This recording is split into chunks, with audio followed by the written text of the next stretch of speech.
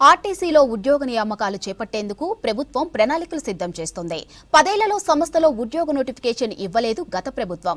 అయితే 1700 మంది ఉద్యోగులు రిటైర్ అవడంతో ఆర్టీసీ కార్మికులకు పనిభారం పెరిగిందంటున్నారు జేఏసీ నాయకులు. టీజీఎస్ఆర్టీసీలో 3035 ఖాళీలను గుర్తించింది ప్రభుత్వం. త్వరలో పోలీస్ రిక్రూట్మెంట్ నోటిఫికేషన్లో ఈ నియామకాలు చేపట్టేందుకు ప్రభుత్వం ప్లాన్ చేస్తుంది.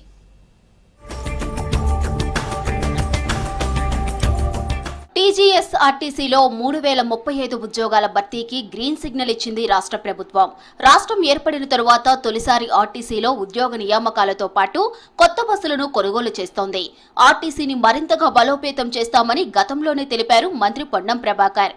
కండక్టర్, డ్రైవర్, మెకానిక్ ఉద్యోగాలతో పాటు కారుణ్య నియామకాలు చేపట్టేందుకు ప్రభుత్వం ప్రణాళికలు సిద్ధం చేస్తోంది.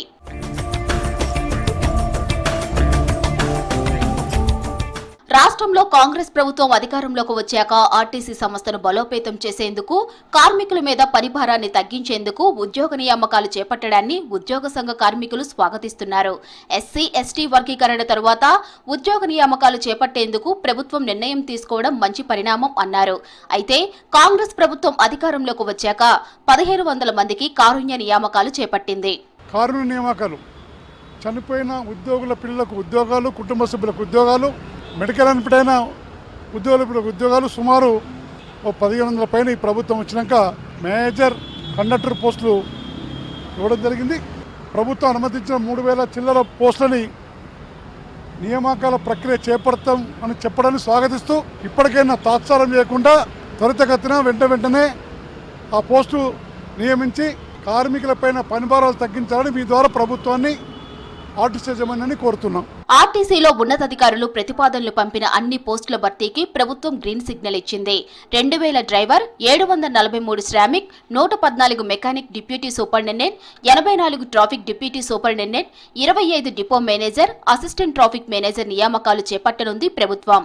1700 మంది రిటైర్డ్ కాగా మిగిలిన వారిపై పనిభారం పెరిగిందన్నారు ఆర్టీసీ జేఏసీ నాయకులు. కొత్త బస్సులు కొంటే నియామకాలు చేపట్టాలని కోరుతున్నారు జేఏసీ నాయకులు.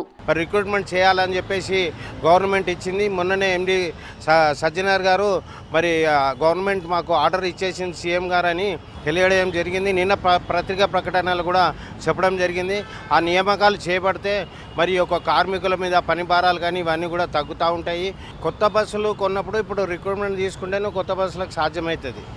లేదనుకుంటే అప్పుడు పాత వాళ్ళు స్టాఫ్ సరిపోరు. తొందరగా రిక్రూట్మెంట్ చేసి మరి ఆర్టీసీని ఆదుకుంటే మా వైపు నుంచి మరి staff and workers union INTUC తరఫు నుంచి ధన్యవాదాలు తెలియజేస్తాము. రాష్ట్రంలోని ఆర్టీసీ బస్సుల్లో 100% ఆక్యుపెన్సీ దాటింది. దీంతో కొత్త బస్సులు కొనుగోలుతో పాటు 3035 ఉద్యోగాల భర్తీకి రేవంత్ సర్కార్ నిర్ణయం తీసుకుంది.